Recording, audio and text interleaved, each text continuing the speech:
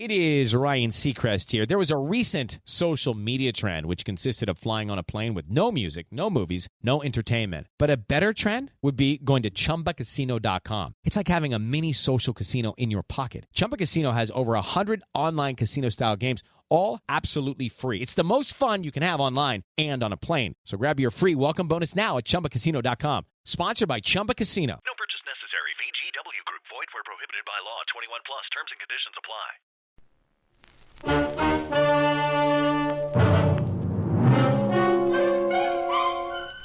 Box 13, with the star of Paramount Pictures, Alan Ladd as Dan Holliday.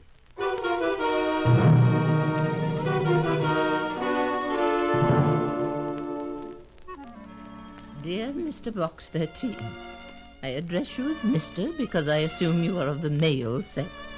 If you're a woman, disregard this letter. Come to my home at 7546 Brandon Drive as soon as you receive this. I shall be expecting you at once, and I shall state my reason for writing. And I shall state my reason for writing this when I have satisfied myself as to your qualifications. Very truly yours, Mrs. Matilda Cortland. Mrs. Matilda Cortland? Now, why should one of the richest women in the world and one of the least accessible be writing to Box 13?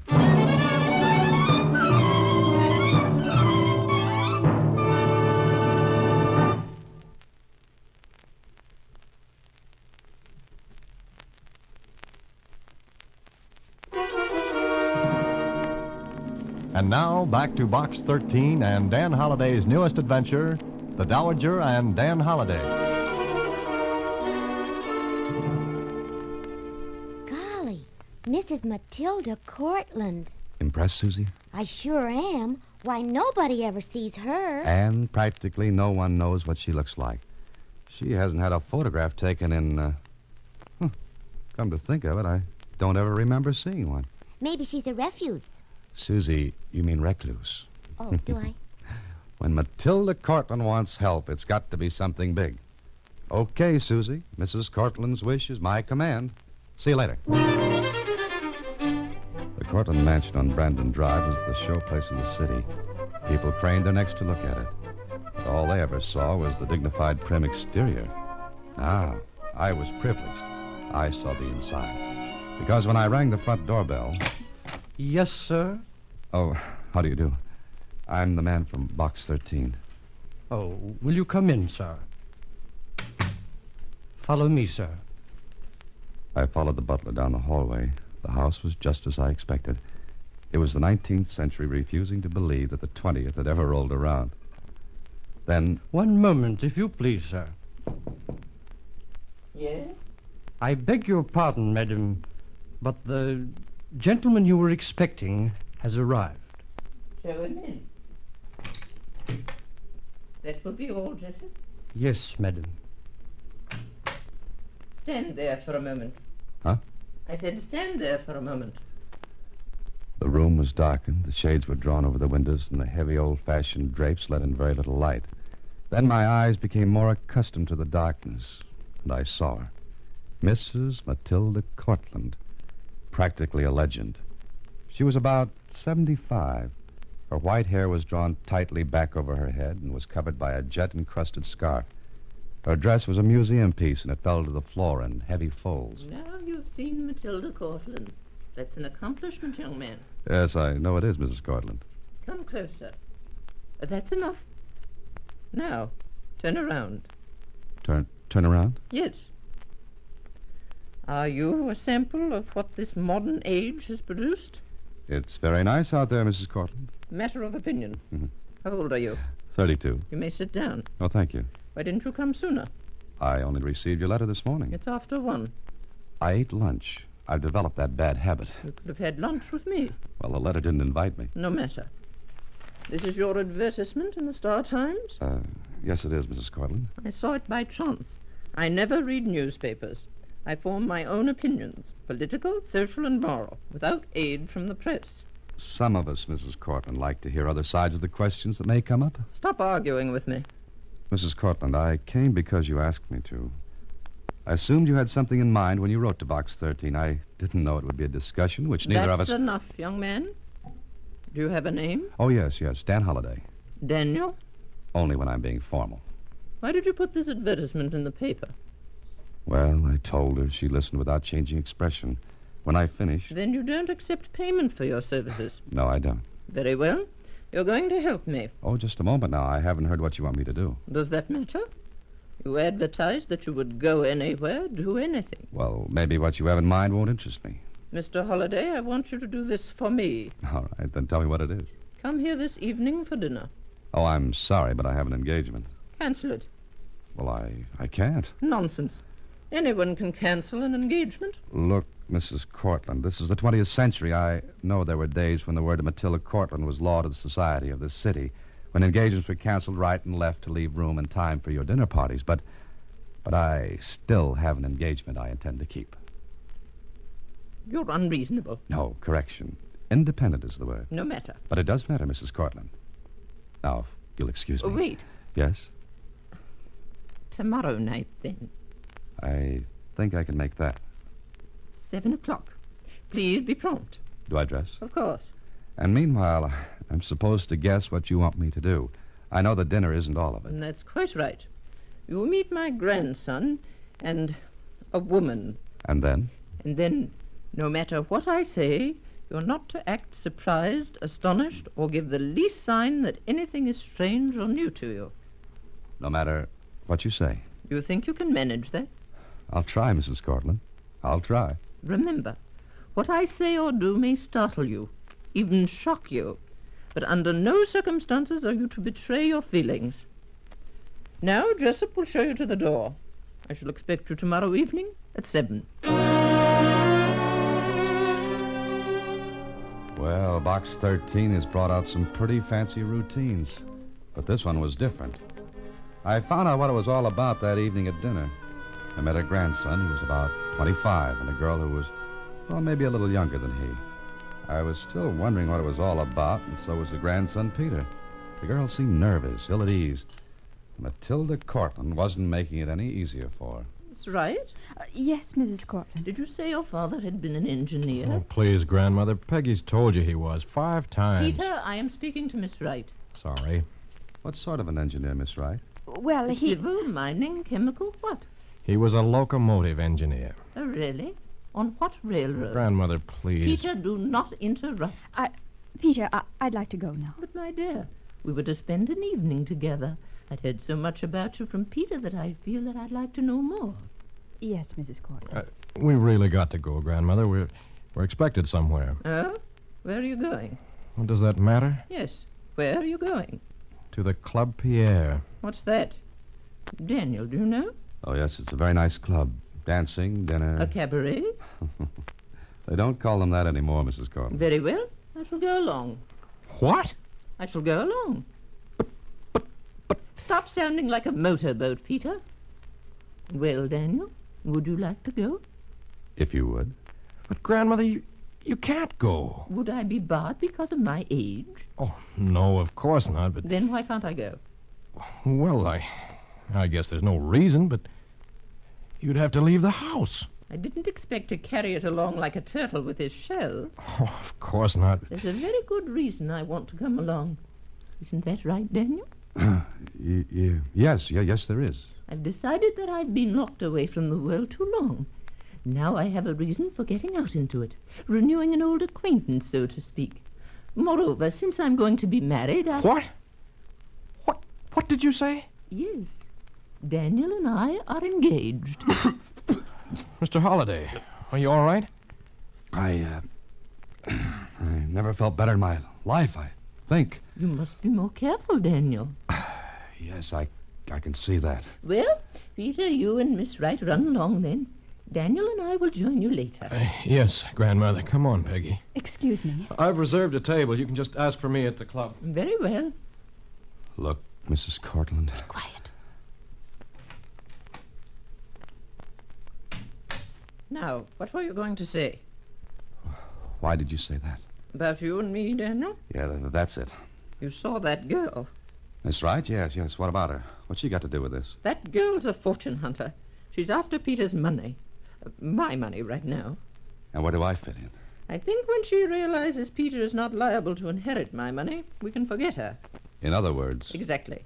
You would inherit my money as my husband. Now, wait a minute. You don't have any intention of keeping on with this, do you? I never start what I cannot finish. Well, I'm sorry, but you can count me out. Why?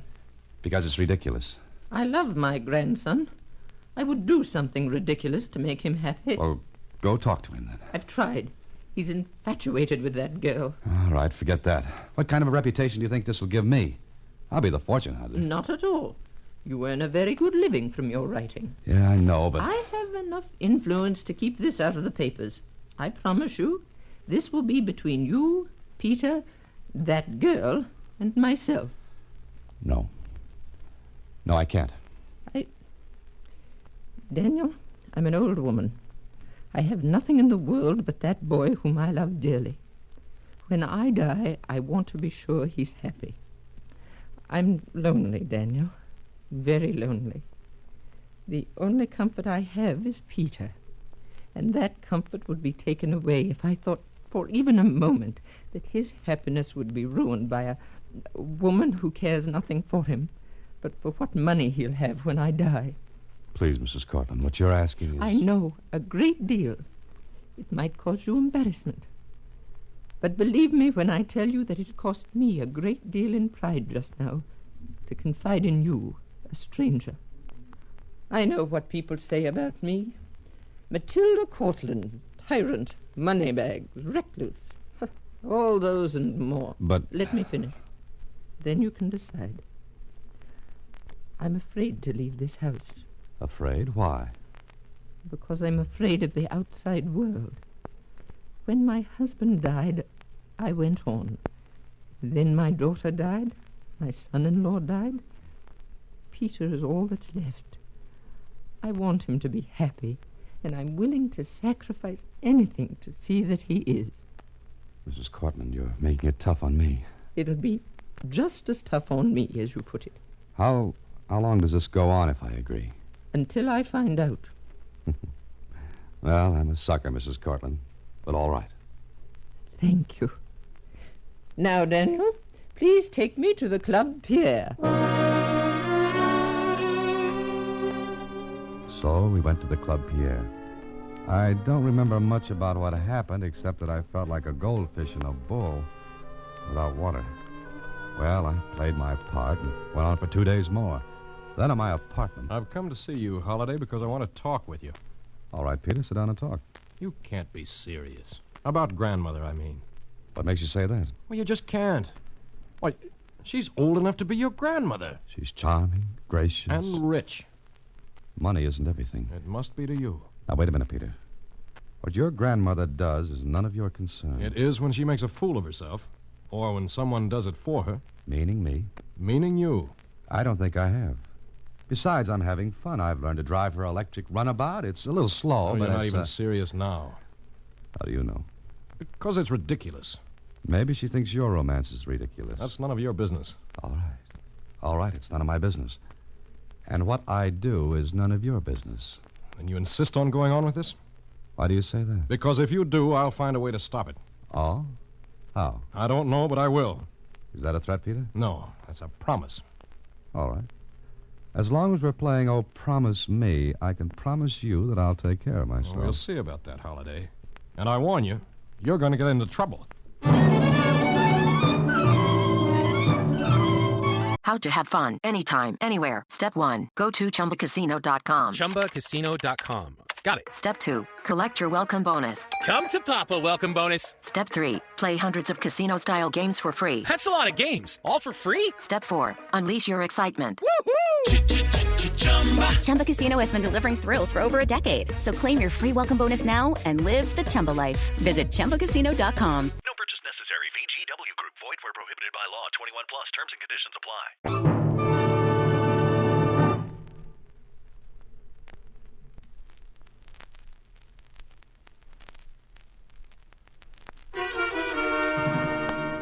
And now back to The Dowager and Dan Holliday, another Box 13 adventure with Alan Ladd as Dan Holliday.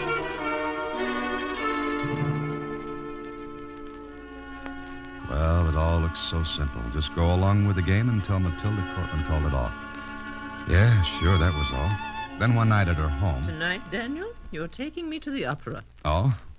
Look, Mrs. Cortland, don't you think this has gone far enough? I'm not finished. Well, we're getting no place. Peggy Riders I'll is... be the judge of when we stop, Daniel. Now, hand me that case on the table there. Oh, this one over here? Yes. Here you are. Have you ever heard of the Cortland emeralds, Daniel? Oh, who hasn't?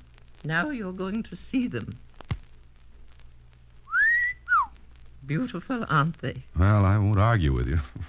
They were to go to Peter's bride, as they came to me. Nice little trinkets. Each one is perfect, and perfectly matched to the next. 20 of them. You're going to wear that necklace? Yes. Fasten it for me, Daniel. All right. As I fastened the clasp of the necklace, I got a funny feeling. Maybe it was the jewels themselves, green, glowing in the yellow light of the room. Then, when I finished... Thank you, Daniel. Now, if you're ready... All right, let's go. Wait a moment. I think I hear Peter. Grandmother, are you just about ready to... The emeralds? Yes, Peter, the emeralds. I'm wearing them tonight. But you can't. Why not, Peter? Well, I mean, it's dangerous, isn't it? Why? Well, all I meant was, are you sure the clasp was tight? It won't come loose or anything. Of course not. Come along, Daniel. Yes, sure. And Peter... What? You can close your mouth now. Didn't hear much of the opera because I kept thinking how strange Peter had looked when he saw the necklace. How Matilda Cortland had looked. As if warning her grandson to be quiet, say nothing more. Then the opera was over. I drove her home. And then I went home to bed. Yeah? Who is it? Holiday. Uh-huh. Open up. Well, who is it? Police. Police? Wait a second. Hey, what's up? You're Dan Holiday. That's what the name on my mailbox says. Why? Move over. Sergeant, stay out here. Now, wait. What's the big idea? Got a warrant to bring in. Maeve? What for? Sworn out by Mrs. Matilda Cortland. What? Let me see that warrant. You like the way it's written, Holiday? Well, what's the charge? Robbery. This is insane. What are you talking about? I can't talk any plainer than I did, Holiday. Robbery of what? Ooh, of about 20 emeralds. The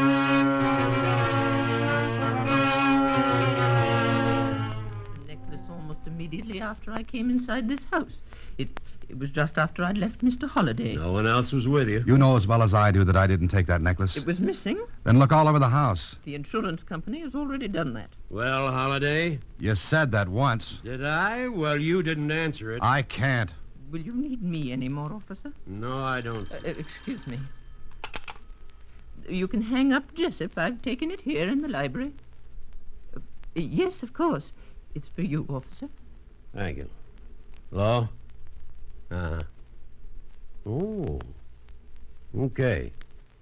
Stay there. Got any good answers, Holiday? Answers to what? How the necklace got into your apartment?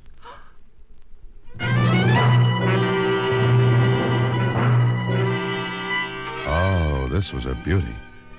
I was looking out of a frame that crowded me, but good. I knew Mrs. Cortland had that necklace when she had left me last night. I saw it, yet how could it get in my apartment? And why?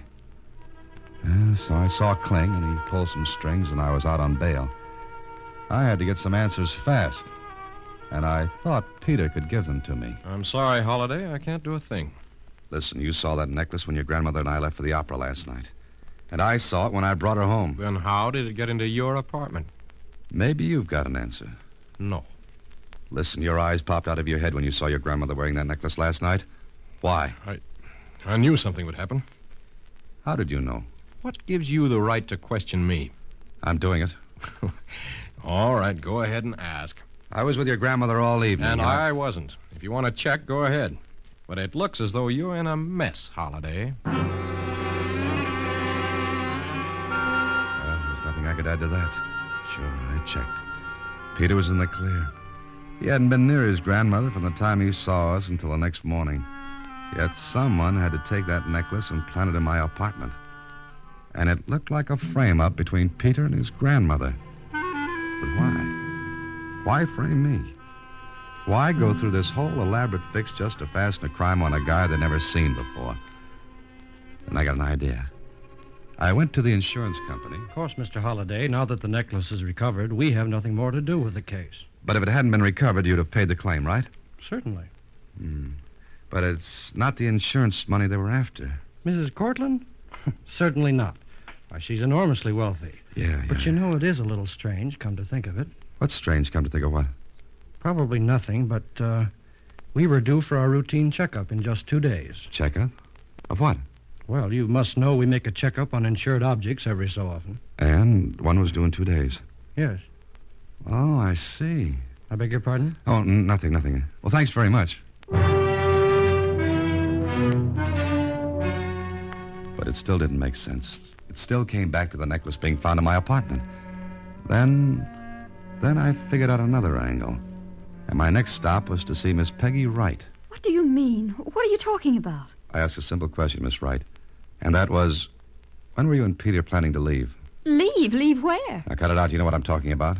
I say you and Peter plan to elope. We didn't. We never even thought of it. Are you telling the truth? Of course I am. Why should I lie about that? I don't know. Look, Miss Wright, are you in love with Peter? Yes. You want to get married? If it weren't for her, But if I marry his grandmother, then you wouldn't get the money. Oh, I don't care about that. Well, I could swear she was telling the truth. At first, I'd thought Peter had taken the necklace so that he and Peggy could get away from Mrs. Cortland. But it was a dead end again. And there was that other thing bothering me. Why frame me? Then I went back to see Mrs. Cortland. I can give you 10 minutes, Mr. Holliday. That's all I want. Just a couple of questions. Wait. If I promise not to prosecute, if I drop the whole thing, will you forget it? Now, wait a minute. Let me get this straight. You're willing to forget all this? Yes. Why? Because perhaps I like you. Oh, no. That's not it. Then I have nothing more to say. Yes, but I have. Why did you decide to wear that necklace to the opera last night? It's mine, and I wear it when I please. But why last night? And why was it missing this morning? It's a little too much of a coincidence that you wore the emeralds last night and that they were found in my apartment this morning. Please leave, Mr. Holliday. And Peter almost fell over when he saw you with that necklace that night. And what? And this morning, when you heard it was found in my apartment, you almost fell over. Come on, Mrs. Cortland. What's going on? Do you want money to forget all about this? No, I don't want money. I want the truth. And maybe even then I won't forget it. Jessup will show you out. Jessup will find himself on the end of a fist if he tries it before I find out a few things. I'll call the police. Go ahead. I'll wait. Well, why don't you call? I have no wish to harm you. Mrs. Cortland, What were you going to say? Nothing. Nothing at all. I'm just getting an idea, that's all. An idea. Fantastic, but it made sense. I lined up my facts. First, Peter's reaction when he saw the necklace. Second, the insurance checkup was due just after the necklace disappeared. Third, Peter hadn't had a chance to touch the necklace between the time I saw it last and when it appeared at my apartment. Unless he and his grandmother were trying to frame me. That didn't make sense because there was no reason in the world for them to do it.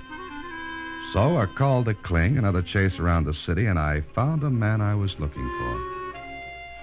Okay. I had everything I needed. And I called that evening at the Cortland mansion. I made sure Peter and his grandmother were there. And I took Peggy with me. And in the library... This is the last time we'll see you, Mr. Holliday. I don't think so, Mrs. Cortland. Not after the little game we played. What do you mean? When we first started this, Twister, you said you'd do anything for Peter. What are you getting at, Holliday? And you, Peter, you said you'd get me in trouble. Listen. No, you listen. You planted that necklace in my apartment. Silence after that, huh? But it's true. You wanted to frame me. Mm-hmm. But you, Mrs. Cortland, you suspected he took the necklace, didn't you? You're quite mad. Oh, no. With the insurance checkup coming, you wanted to avoid a scandal because you thought Peter had taken the necklace. You had a paste one made. Uh-huh. I checked and found out. The paste one was the one you wore to the opera. And Peter, What? That double take you did when you saw the paste necklace almost floored you. Because you thought you had the necklace. You didn't mean to steal it, did you, Peter? No, Holliday's right, Grandmother. So you reported the missing necklace, the paste necklace, Mrs. Cortlandt, never thinking the real one would show up. Peter, you owe Mr. Holliday an apology. And there is the understatement of the year. Mr. Holliday, what can we do? Peggy, Yes? come here. You too, Peter. All right. Peter, you wanted to protect your grandmother by showing me up as a crook. Mrs. Cortlandt, you wanted to protect your grandson any way you could.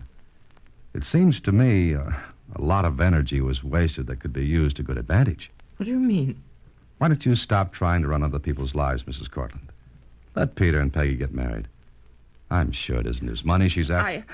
If you don't, this would make juicy reading in the papers, I'm afraid. You wouldn't. Oh, yes, I would. Very well. Okay, Peter. You and Peggy run along, huh? Holliday, that's good enough. So long.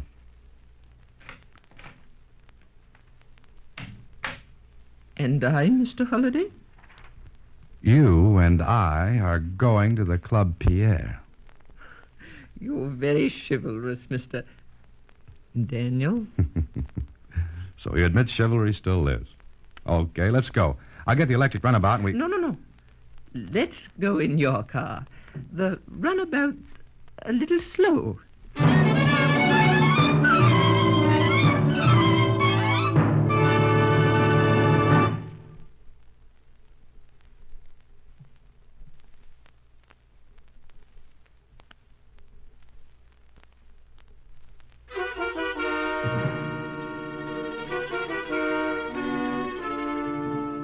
And so everything's all right now, Mr. Holliday? It sure is, Susie.